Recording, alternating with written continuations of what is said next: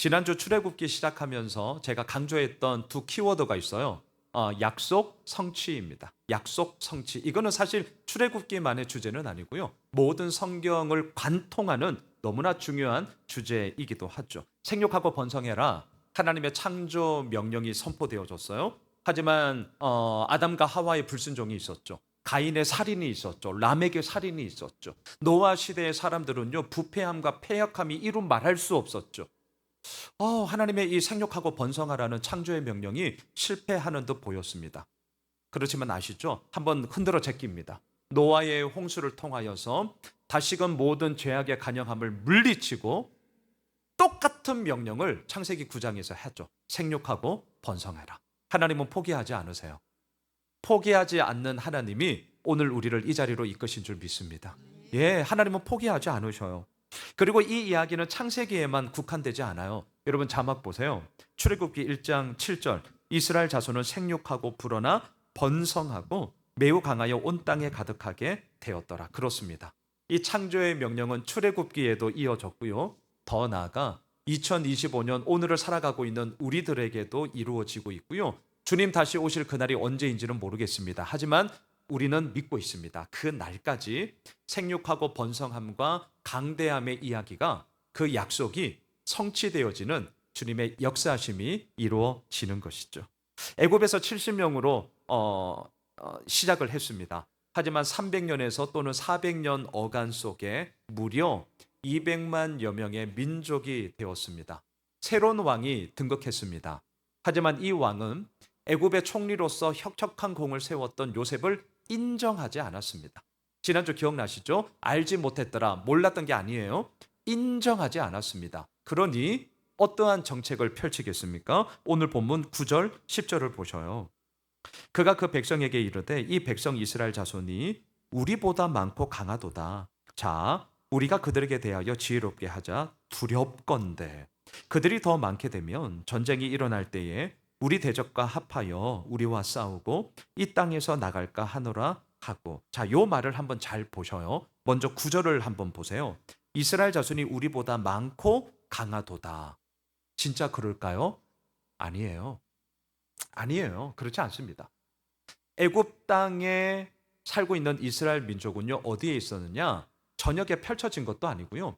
고센 땅이라는 곳에 집성촌을 이루고 살았어요. 그리고 그곳에서 뭐 했는 줄 아세요? 소떼 키우고 양떼 키웠어요. 오늘날로 말하면 목축업을 했습니다. 이들은 유목민의 기질을 가지고 있기 때문에 농사에 대해서 서툴러요. 목축업을 하면서 그냥 살았단 말이죠.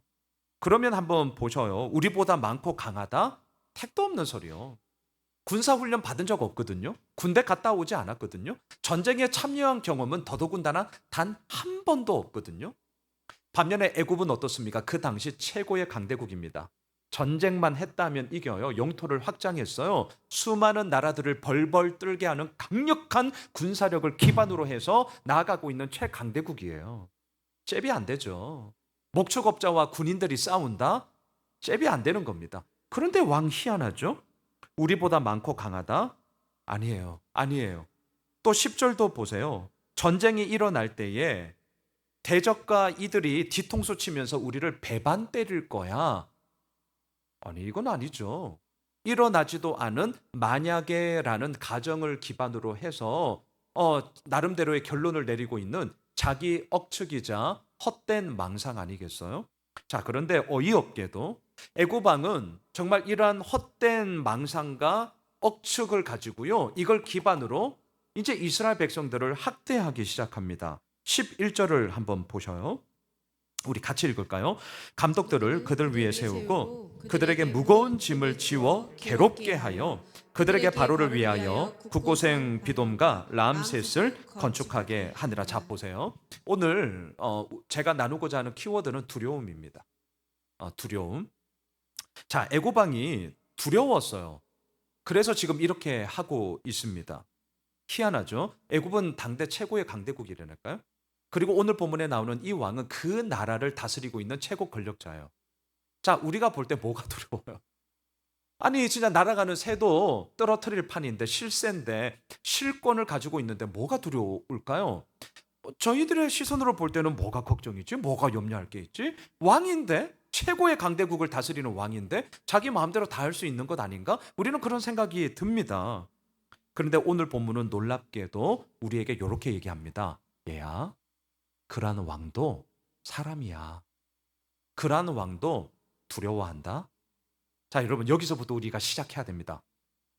두려움이 나를 지배하기 시작하면 내가 어느 자리에 있든, 더 나아가 오늘 본문처럼 그 사람이 왕이든지 간에 상관없어요. 평안함을 누리지 못합니다. 자, 두려움이 나를 지배하기 시작하면 세상 그 어디를 가더라도, 심지어는 정예 훈련을 받은 군사들이 보디가드로 왕궁을 지키고 있지 않겠습니까? 그런데도 그 왕궁 안에 살고 있는 왕은 정작 안정감을 누리지 못해요. 그리고 두려워하고 있다라는 거죠. 여러분 어떠셔요? 오늘 본문에 나오는 애굽 왕은 두려웠습니다. 그리고 그 두려움의 문제를 해결하고자 합니다. 여기까지는 좋아요. 우리도 이렇게 해야 됩니다. 이제 뒤에서 볼 거예요. 그러면 이 두려움의 문제를 어떻게 해결해야 되는가? 이게 오늘 저의 설교의 포인트인데요. 애굽 왕은 이렇게 했습니다. 다시 한번 11절을 보셔요. 감독들을 그들 위에 세우고 그들에게 무거운 짐을 지워 괴롭게 하여 그들에게 바로를 위하여 국고성 비돔과 라암셋을 건축하게 하니라. 한마디로 말하면요, 자신의 이 두려움의 문제를 어떻게 해결하느냐? 자신이 갖고 있는 힘과 권세를 가지고 다른 사람을 억압하고 압제하는 방식으로 두려움의 문제를 해결하고자 합니다. 자, 요거에 대한 더 근본적인 두려움의 본질은 제가 이렇게 표현할게요. 모든 상황을 내가 통제함으로써, 컨트롤함으로써 이 두려움의 문제를 해결하고자 했다. 사실 이게 본질이에요. 자, 이게 본질이에요. 다시요. 두려움의 문제를 해결할 수 있는 방법은 뭐냐? 내가 모든 상황을 내가 컨트롤해야 되는데 힘과 권력이 있으니까 이것을 억압하고 압제하는 방식으로 나는 두려움의 문제를 해결할 거야. 이렇게 선택을 했다는 거죠. 자, 많은 분들은 지금 저의 이 말씀을 들으며 혹시 이런 생각하실지 모르겠어요. 아니, 목사님, 저는 왕이 아닌데요. 자, 힘과 권력을 가지고 있는 어떤 위정자들, 뭐 이 시대에도 마찬가지 않겠습니까? 소위 끝발 있는 사람들은 그러한 방법으로 여전히 자신의 두려움의 문제를 해결하고자 해요. 그래서 억압하고 압제하는 방식으로 쓰죠. 하지만 우리처럼 소시민들은 나는 왕이 아닌데요. 나는 뭐 힘쓸래 힘쓸 것도 없는데요. 그러니까 오늘 본문에 나오는 왕처럼 뭐 이런 문제는 나랑은 상관이 없는 거죠? 라고 혹시 생각하실지 모르겠어요. 그런데 제가 말씀드립니다. 아니에요. 그렇지 않습니다. 여기서의 핵심은 힘이 있느냐 없느냐 이게 아니라 모든 상황을 내가 통제하겠다라는 게 두려움의 본질이거든요. 자, 그럼 우리들처럼 힘과 권세가 없는 소위 평범한 소시민들은 이 모든 상황을 통제하기 위해 어떠한 방식을 쓰느냐? 자막을 한번 보세요. 저는 이 부분을 묵상하다가 가인이 생각났어요. 자, 창세기 4장 16절, 가인이 여호와 앞을 떠나서 에덴 동쪽 놋 땅에 거주하더니, 잘 보셔요. 형 가인이 동생 아벨을 죽였습니다. 하나님의 질서를 깨뜨렸습니다. 두려웠습니다. 당연한 거죠. 여기까지는 당연한 거예요. 자, 두려움이 들어왔어요. 그래서 이 두려움의 문제를 소시민, 살인자, 힘과 권세가 없는 이 가인은 어떠한 방식으로 이 두려움의 문제를 푸느냐? 어디로 가요? 에덴 동쪽으로 떠납니다. 놋 땅이라는 곳에 거주해요. 이 말을 이렇게 바꿀게요. 상황을 바꿔보는 거예요. 환경을 바꿔보는 거예요. 조건을 바꿔보는 거예요. 자, 지금 우리가 다 하는 방식이에요. 두렵기 때문에 상황을 바꾸면 괜찮지 않을까? 조건을 바꾸면 괜찮지 않을까? 환경을 바꾸면 괜찮지 않을까? 가인이 하는 방법 우리와 똑같잖아요. 가인이 그렇게 방법을 써요. 하지만 거처를 옮긴다고 되는 게 아닙니다. 되는 게 아니에요. 그렇게 되는 게 아니에요. 자, 안 되었어요. 그러자 계속 자막을 보십시오. 17절에 보면 이 두려움의 문제를 어떻게 해결하느냐? 우리 이거 같이 한번 읽을까요? 시작. 아내와 동침함에 그가 임신하여 에녹을 낳은지라 가인이 성을 쌓고 그의 아들의 이름으로 성을 이름하여 에녹이라 하니, 아들을 낳고 에녹 성을 쌓아요. 자, 참고로 4장에 나오는 가인의 아들 에녹과 5장에 나오는 에녹을 헷갈리지 마셔요.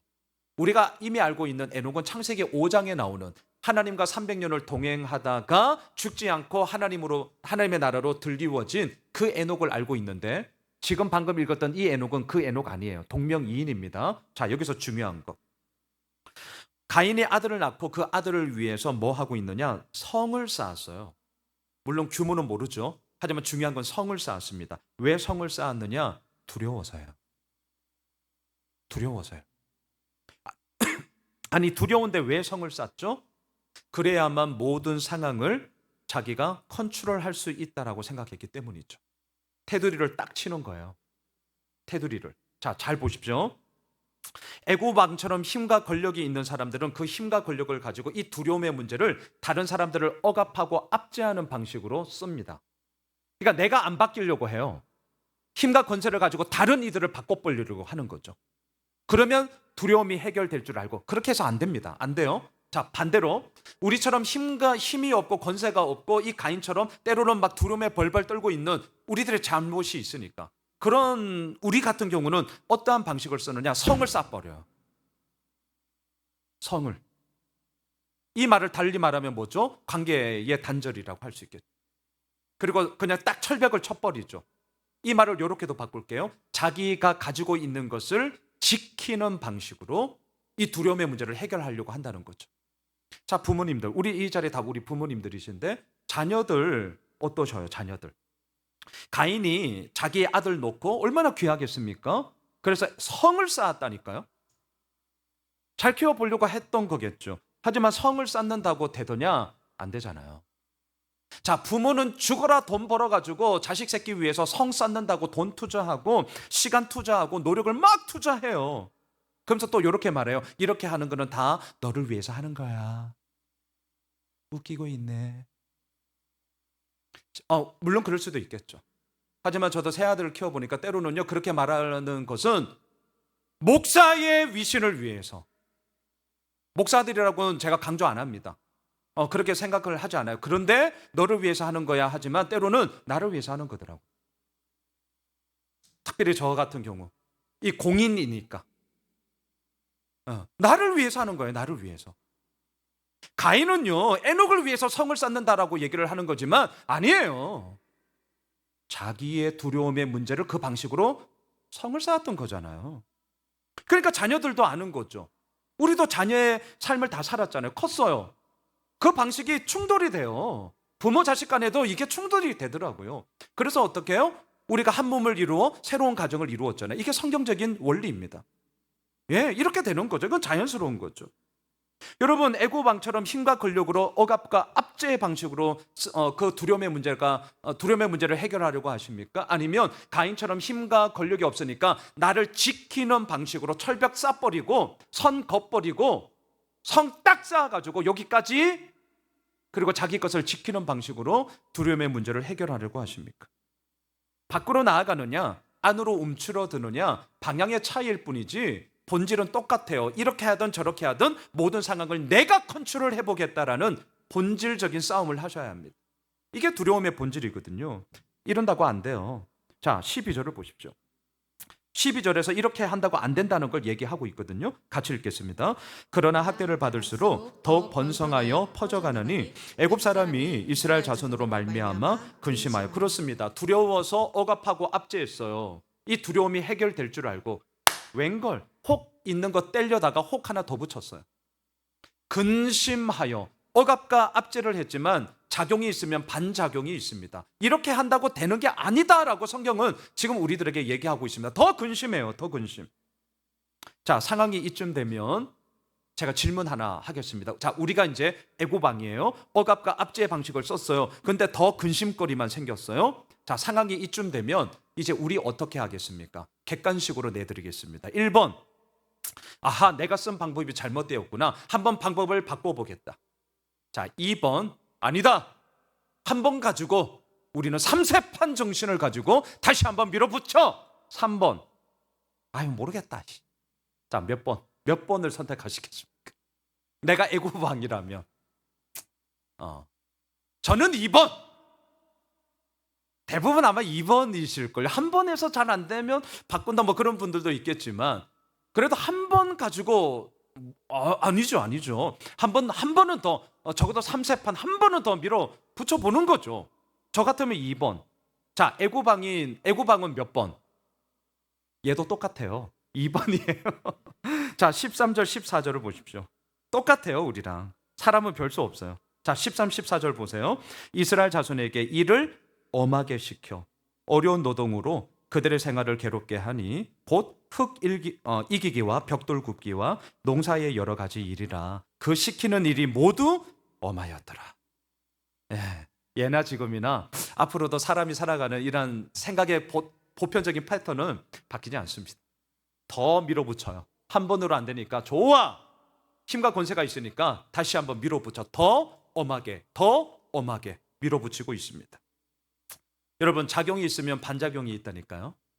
이렇게 더 엄한 억압과 압제는 또 다른 반발과 저항을 만들 뿐이었지, 그 두려움의 문제, 내가 이 모든 상황을 컨트롤하고 통제하겠다는 것은 절대 이루어지지 않았습니다. 자, 그렇게 한다고 되는 게 아니에요. 자, 그러면 이제 초점을 바꿉시다. 두려움의 문제를 어떻게 해결할 수 있을까? 오늘 본문은 되게 대조적입니다. 초강대국이었던 그 나라의 왕, 애굽 왕, 그리고 사람들이 주목하지 않는, 세상이 전혀 관심 가지지 않는 두 여인네를 통해서 이 두려움의 문제를 어떻게 해결할 수 있는가를 우리들에게 말해주고 있습니다. 15, 16절을 보십시오. 세상이 주목하지 않는 두 사람에게 오늘 본문은 초점을 맞춰요. 우리 같이 한번 읽으시죠.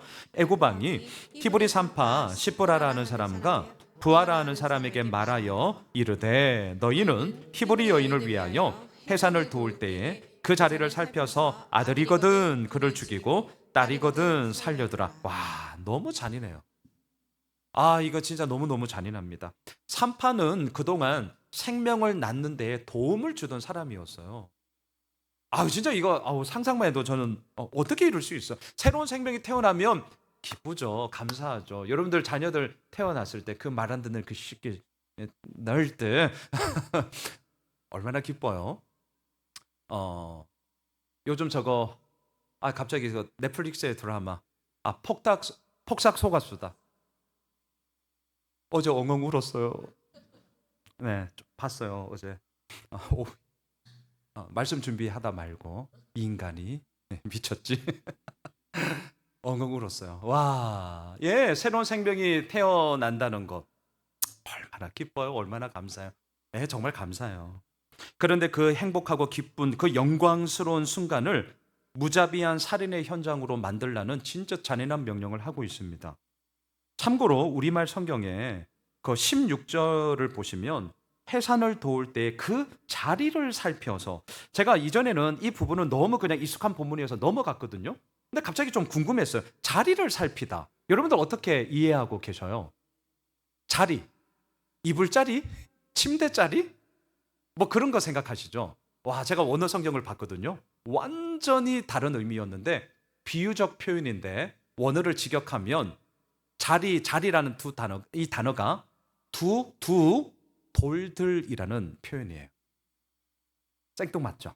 근데 비유적 표현이에요. 두 돌. 뭘까요? 남성의 고환을 의미합니다. 네. 그 자리를 살피라는 게, 이 자리가 두 돌. 아들 낳으신 분은 알아요, 이게 뭔지. 남성의 고환을 의미해요. 그래서 생식기를 보고 아들이면 죽이고 딸이면 살려두라, 이 얘기예요. 와, 엄청나게 잔인한 명령이에요. 자, 여러분, 우리가 히브리 산파라고 가정해 봅시다. 다시 질문 던지겠습니다. 자, 이제 우리가 히브리 산파예요. 이 잔인한 명령을 받았어요. 어떻게 하시겠어요? 1번 지킨다, 따른다. 2번 안 돼, 어긴다. 3번 따르자니 이건 살인이고, 어기자니 내가 죽을 판이고, 에라 모르겠다, 도망친다. 몇 번? 어렵죠? 어려워요. 자, 히브리 산파들은 어떻게 했는가? 와, 놀라지 마세요. 2번이에요. 자, 17절을 한번 보셔요. 이게 이제 저의 오늘 고민이자 우리가 나누고자 하는 포인트가 여기 있습니다. 자, 17절 보셔요. 같이 읽겠습니다. 그러나 산파들이 하나님을 두려워하여 애굽 왕의 명령을 어기고 남자아기들을 살린지라. 애굽 왕의 명령을 어기는 거는 자기 죽음과 같거든요. 자, 여기에 우리 한번 집중해서 한번 보시죠. 애굽 왕의 명령을 어겼는데 성경은 되게 담백하게 얘기합니다. 복잡하게 얘기하지 않아요. 하나님을 두려워했기 때문이다. 그냥 이렇게 기록하고 있습니다. 자, 저는 오늘 본문의 내용을 몰라서 고민한 게 아니라 이 17절의 말씀을 아무리 제가 생각을 해도 이게 너무 고민이었어요. 자, 하나님을 두려워하여 애굽 왕의 명령을 어겼다. 뭐 어려운 얘기 아닙니다. 너무나 담백하고 명확합니다. 우리는 사실 이게 정답이라는 걸 알잖아요. 자, 우리 이거 정답이라는 걸 알거든요. 그런데 아셔요? 아이러니하게도 이게 정답이라는 걸 알기 때문에 고민입니다. 자, 이게 정답이라는 걸 알기 때문에 우리가 고민한다니까요. 이게 무슨 말이죠? 현실에서는 하나님이 눈에 보이지 않아요. 저 하나님 못 봤거든요. 하나님 눈에 보이지 않아요. 그런데 내 눈에 당장 보이는 것은요, 애굽 왕처럼 힘과 권력을 가지고 있고 또한 많은 것들을 탁월하게 하는 사람들만 눈에 보여요. 희한해요. 그러다 보니까 눈에 보이지 않는 하나님은 너무너무 작아지고, 없다라고는 말 못하죠. 왜? 믿으니까. 하지만 너무너무 작아지고요, 그 나머지 분량에 있어서 세상의 소위 말하는 현실의 이야기는 너무너무 크게 보이기 때문에 오늘 이 본문이 저는 너무나 고민이었습니다. 하나님을 두려워하여 애굽 왕의 명령을 어겼다. 물론 오늘 저의 결론이 이거 맞아요. 하지만 이것이 우리들의 이야기가 되기까지 어렵습니다. 저는 그래서 궁금했어요. 어떻게 히브리 산파, 십보라와 부하 이들은 이렇게 할 수 있었을까? 저 이게 진짜 고민이었습니다. 저 아주 삐딱하게 이런 생각 한번 해봤는데요. 한번 들어보실래요? 아하, 이들은 살 만큼 살았기 때문이다. 자, 지금 되게 삐딱하게, 물론 나름의 근거는 있어요. 자, 살 만큼 살았기 때문이다. 지금 죽으나 나중에 죽으나 뭐 별 차이가 없기 때문에 이렇게 한 것이다. 아주 제가 좀 삐딱하게 보고 있어요. 자, 제가 이렇게 생각한 나름의 근거가 있습니다. 한번 들어봐 주세요. 자, 출산을 돕는 히브리 산파들이 애굽 땅에 두 사람만 있었겠어요? 엄청나게 많죠. 예, 엄청나게 많아요. 자, 그러면 제 논리를 한번 따라와 주세요. 애굽 왕이 자신의 잔인한 명령을 하기 위해서 이제 십보라와 부하라는 두 사람을 소환했잖아요. 왕을 아련해요. 여러분, 지금도 마찬가지지만 대통령 아무나 만나지 못합니다. 그러면 이들은 뭔가 대표 자격으로 간 거예요. 소위 히브리 산파 연합회 회장님, 부회장님. 되게 좀 설득력이 있어. 제가 막 좀 막무가내 밀어붙이는 거 아니에요. 자, 제 논리를 한번 따라와 봐 주세요. 왕을 아련한다? 아무나 부르지 않아요. 히브리 산파들은 애굽 땅에 많습니다. 이들 두 사람만 있는 게 아닙니다. 그러면 왜 이 두 사람을 불렀을까? 맞을 겁니다. 히브리 산파 연합회 회장님, 부회장님이에요. 대표성을 띠고 있는 사람들이란 말이죠.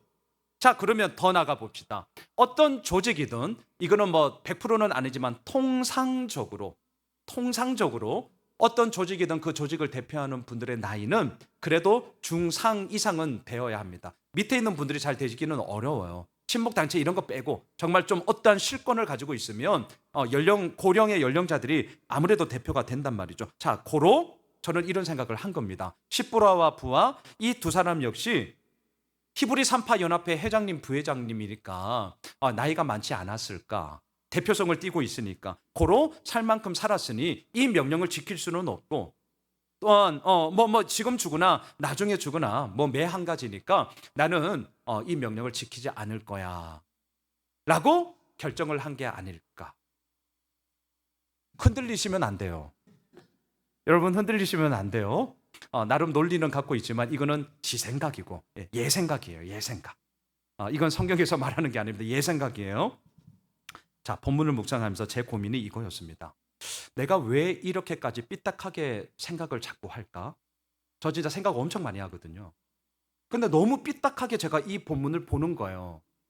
내가 왜 이렇게 여기에 대해서 고민을 할까?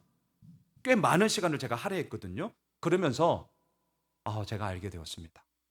내가 왜 이렇게 이 부분을 삐딱하게 생각하고 막 나름의 근거를 대면서 막 별별 생각을 내가 왜 다 하고 있는가? 그러고 있는 저의 속내가 뭔지를 제가 알았거든요. 정말 부끄럽게도 저는 아무래도 시보라와 부하처럼 이 애굽 왕의 명령을 어기고 이걸 못할 것 같은 거예요. 그렇다고 죽기 전에 이러지도 못하겠고 저러지도 못하겠는 저의 어정쩡함 때문에 제가 이 17절을 가지고 고민을 너무너무 많이 한 겁니다. 자, 어정쩡해서. 그러면서 제가 뭐가 생각나냐면 오늘도 제자반 우리 오후 시간에 2시부터 하는데 제가 제자훈련 때 늘 말씀드렸어요. 성경에서 말하는 기준이 있다. 근데 그 성경에서 말하는 기준을 내가 그렇게 살지 못한다고 해서 그 기준을 내 수준으로 끌어내리면 안 된다. 예, 끌어내리면 안 되잖아요. 문제는 내가 그렇게 살지 못하는 내가 문제인데 왜 아무 잘못 없는 성경의 기준을 내 수준으로 끌어내리려고 하느냐. 그거는 자기 합리화와 자기의 멋들어진 변명을 삼고자 함이 아니냐. 우리 모두 다 동의하시잖아요. 그런데 그러한 잘못됨을 제가 오늘 보면 17절을 계속 맞닥뜨리면서 제가 그러고 있었어요. 삐딱하게 생각해 보기도 하고 이렇게 생각해 보기도 하고 그럴 이유가 없습니다. 오늘 본문의 17절은 아주 담백하고 분명하게 얘기를 하고 있습니다. 오늘 첫 번째 포인트인데요. 두려움의 문제를 어떻게 해결할 수 있느냐? 다시 한번 17절을 보시면 하나님을 두려워하여 애굽 왕의 명령을 어겼잖아요. 이걸 이렇게 표현할게요. 이들에게 있어서 두려움의 문제를 해결할 수 있었던 것은 하나님이 비교급의 대상이 아니라 최상급의 존재였기 때문이다. 자, 이 구절을 이들은 애굽 왕보다 하나님을 더 두려워했기 때문이다. 이렇게 하시면 안 돼요. 이렇게 하시면 안 돼요. 자, 다시 이 구절을 정확하게 보세요. 이 구절은 비교급 문장이 아니에요. 이들은 애굽 왕보다 하나님을 더 두려워했기 때문이다라는 비교급의 대상으로 하나님을 두지 않았습니다. 만일에 비교급의 문장으로 우리들의 신앙을 해석하기 시작하면요, 애굽 왕보다 훨씬 더 강력한 왕이 나타나요. 다 아시잖아요. 저는 목사입니다. 목사님들 만나면요, 탁월한 목사님들, 능력 많은 목사님들, 영빨 좋은 목사님들, 날고 기는 목사님들 엄청 많습니다. 잽이 안 돼요. 자, 그런 가운데 비교급으로 나의 가치를 매김하기 시작하면 우쭐 근성보다는 우리 성장반 때 나눴던 용어인데 영적인 슬럼프에 푹 빠져가지고요, 하나님 앞에 꿇으면 불평 불만만 나오게 될 것입니다. 본질적인 이유는 비교급의 문제로 이 문제를 해결하려고 했기 때문이에요. 저는 오늘 본문 17절에서 발견했습니다. 이들은 하나님이 애굽 왕과 비교하는 대상으로 그들에게 오지 않았습니다. 하나님만이 최상급의 존재로 그들을 이끌어 가시는 분임을 분명히 했던 자였습니다. 저는 종종 이렇게 고백하는 게 있습니다. 하나님 외에 결코 두려워하지 않겠습니다. 제 외에, 죄 지은 것 외에는 결코 부끄러워하지 않겠습니다. 예수 그리스도의 십자가 외에는 결코 자랑하지 않겠습니다. 제가 종종 되뇌이는 고백입니다. 자, 오늘 첫 번째. 어떻게 두려움의 문제를 이 시브라와 부하, 세상은 주목하지 않는 이 두 여인이 그렇게 애굽의 왕을 명령을 어길 수 있었는가? 그것은 자신의 죽음과도 같았는데 오늘 성경은 우리에게 말합니다. 하나님을 두려워하여. 비교급의 대상이 아니에요. 하나님은 하나님만을 두려워한 최상급의 존재로 그의 인생 가운데 분명한 기준이 세워졌기 때문인 것이죠. 또한 두 번째, 두려움의 문제를 어떻게 해결할 수 있었느냐? 내가 상대하는 것이 아니라 하나님을 신뢰함으로 그 문제에 하나님이 개입하도록 맡겼기 때문이에요. 히브리 산파들이 아들이 태어나도 죽이지 않자 애굽 왕이 다시 한번 소환합니다. 그리고 이렇게 오늘 보면 뒤에 보시면 물어요. 어찌하여 남자 아기들을 살려뒀냐? 그러자 둘러대요. 사실 거짓말이죠. 뭐라고 둘러대냐면 왕이요, 히브리 여인은 애굽 여인과 같지 않아요. 히브리 여인은 건강합니다. 막 숨풍숨풍 애 낳습니다. 가기도 전에 응애 울고 있습니다. 이렇게 답을 합니다. 거짓말입니다. 애굽 여인이든 히브리 여인이든 뭐가 그렇게 차이가 나겠습니까? 이 자리에 있는 우리 자매님들 얼마나 출산하는데 어려우셨습니까? 저희 아내 애 셋 낳았거든요. 첫째 때도 어려웠고 둘째 때도 어려웠고 셋째 때도 어려웠어요. 아무리 건강해도 뭐가 숨풍숨풍 났습니까? 그건 지 얘기가 아니니까 그런 얘기를 하는 거고. 어려워요. 힘들어요. 자, 되게 둘러댔거든. 말도 안 되는 얘기를 한 거거든요. 말도 안 되는 얘기예요. 자, 그런데 성경은 놀랍습니다. 자, 이 말도 안 되는 얘기 가운데 하나님이 개입하셔요. 말도 안 되는 얘기에 하나님이 개입하셔서 더 말도 안 되는 상황을 만들어 가신다니까요. 이걸 하나님의 유머라고 제가 표현해도 될까 모르겠습니다. 자, 말도 안 되는 얘기로 둘러대요. 우리 자매님들 아시잖아요. 가기도 전에 애를 낳는 한두 번은 몰라도 매번 웃기는 얘기죠. 근데 말도 안 되는 그 얘기를 듣는 그 상황 가운데 하나님은 더 말도 안 되는 일을 행하신다니까요. 하나님의 유머죠. 하나님의 유머. 20절이에요. 자, 20절을 보십시오. 같이 읽을까요? 하나님이 그 산파들에게 은혜를 베푸시니 그 백성은 번성하고 매우 강해지다. 뭐라고 해석하시겠습니까? 사람의 힘으로는 결코 할 수 없는 오직 하나님만이 하실 수 있는 일이 말도 안 되는 상황 가운데 더 말도 안 되는 하나님의 은혜의 이야기로 이 모든 상황을 이끄셔요. 하나님이 은혜를 베푸셨다. 이 말을 히브리 산파의 관점에서 제가 이렇게 한번 바꾸어 보았습니다. 한번 들어봐 주세요. 시브라와 부와 두려움이 없어서가 아니다. 두려워하지 않아서가 아니다. 이들에겐 두려움이 있었다. 하지만 두려움의 문제를 내가 상대하는 것이 아니라 하나님을 신뢰함으로 그 문제에 하나님이 개입하시도록 맡긴 것이다.